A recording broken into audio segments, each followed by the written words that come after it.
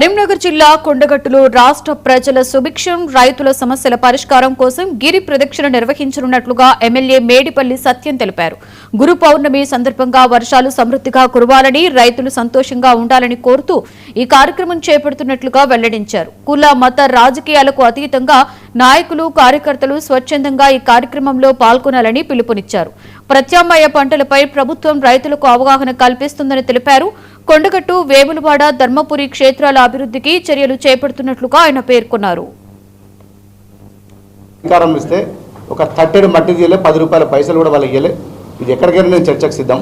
మీకు కూడా తెలుసు, 10 సంవత్సరాల నుంచి నారాయణపూర్లో ప్రజలు ఎంత ఇబ్బంది పడుతున్నారో. వాళ్ళు కేవలం కట్ట దిగినప్పుడు ఒక 3-4 రోజులు అక్కడ పక్కన గంగాధర వివేకానంద స్కూల్లో క్యాంప్ వేసి బిక్కు అనుకుంటూ ప్రజలు చేసినప్పుడు కనీసం అప్పుడున్నటువంటి ప్రభుత్వం కనీసం పట్టించుకున్నటువంటి పాపన పోలేదు. మీరందరూ సాక్షులే, మీరందరూ కూడా వచ్చి వాళ్ళందరినీ ఓదార్చినటువంటి సందర్భం మనం చూసినాం.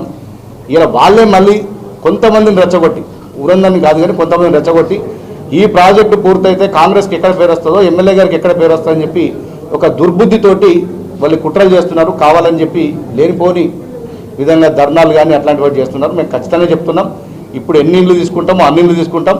మిగతా వాటిని కూడా ఎక్కడెక్కడైతే ఎఫెక్ట్ అవుతాయో, ఏ ఇళ్ళు ఎఫెక్ట్ అవుతాయో దశల వారిగా ఆ గ్రామాన్ని ముంపు గ్రామంగా ప్రకటించాలని చెప్పి నేను స్వయంగా అసెంబ్లీలో మాట్లాడిన అనేక సందర్భాలు, దాన్ని నేను ఉద్యమం కూడా చేసిన గతంలో.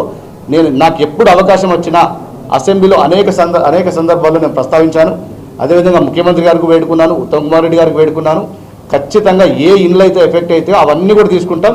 నిజంగా ఊరంతా ఎఫెక్ట్ అయితే, మన ప్రాజెక్టు పూర్తయితే ఎన్ని ఇళ్ళు ఎఫెక్ట్ అయితే అవన్నీ కూడా తీసుకునే కార్యక్రమం చేస్తాం. నేను గతంలో చెప్పిన దశల వారీగా ముంపు గ్రామంగా ప్రకటించే కార్యక్రమం చేస్తామని చెప్పి